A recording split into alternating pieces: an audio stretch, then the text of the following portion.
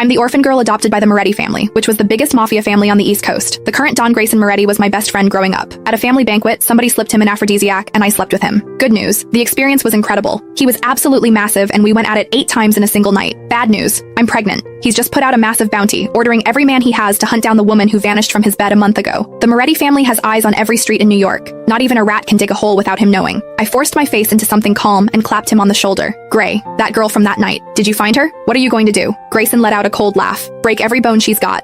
Burn her to ash. Scatter what's left. At a family banquet, I slept with Grayson Moretti, the don of the most powerful mafia family on the East Coast. The next morning, he put out a citywide bounty hunting the woman who disappeared from his bed. I forced myself to look calm and clapped him on the shoulder. What if she's carrying your kid? I watched his closed eyes. Grayson lifted his lids. His irises were the deepest ice blue, the fireplace flames dancing in them. Bastard or not, she's done. He tipped the pills into his mouth and washed them down with whiskey. I want this woman erased from New York. The glass hit the oak table with a dull thud. Cheap perfume. Trash. Not worth my time. He pulled out a handkerchief and dabbed his mouth. Sloppy work. Has to be one of Fontaine's pawns. They actually think climbing into my bed gets them the Southside docks. My fingers curled against my belly, nails digging into my palm. Maybe she wasn't after the docks. Grayson sneered. If it's not the docks, it's money. Anyone who tries to play me pays for it. He stared at the surveillance still, disgust in his eyes. Anyone stupid enough to pull this shit under my nose ends up in the East River. My stomach turned over. Acid rose in my throat, and I clamped my mouth shut and swallowed it back down. My esophagus burned. What's wrong? My stomach's off. I turned my head away. Grayson stood up, took the suit jacket off the back of his chair, and draped it over my shoulders. His shirt had torn open at 2 of the buttons from his earlier irritation, revealing the hard planes of his chest and the tight stretch of fabric over his cut abs. I couldn't help swallowing hard, throat suddenly dry.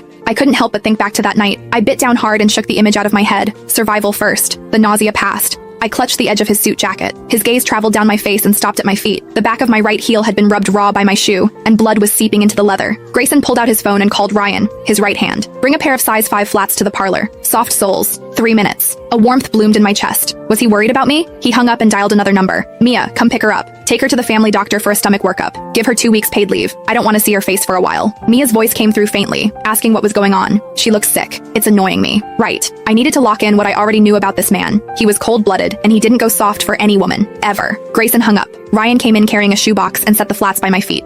Grayson, the shoes are here. Tech says the Meridian footage needs 3 more days to restore. Keep at it. Turn the city upside down. Find her. Ryan stepped out. Grayson walked over and kicked my heels under the coffee table. You're this fragile? The Morettis don't feed you? He watched me change shoes and stand up. If they don't fit, don't wear them. No one's forcing you. I looked at the side of his face, his jaw tight. He was good to me. For as long as I could remember, the number of women who got to stay close to him could be counted on one hand. I was the one he was most generous with. Money, patience, all of it. But if he ever found out that I was the trash he was talking about, the pawn who'd played him, I knew he'd drag me to the family's execution ground himself and put a bullet in my head. I folded the suit jacket and laid it on the couch. I'm heading back.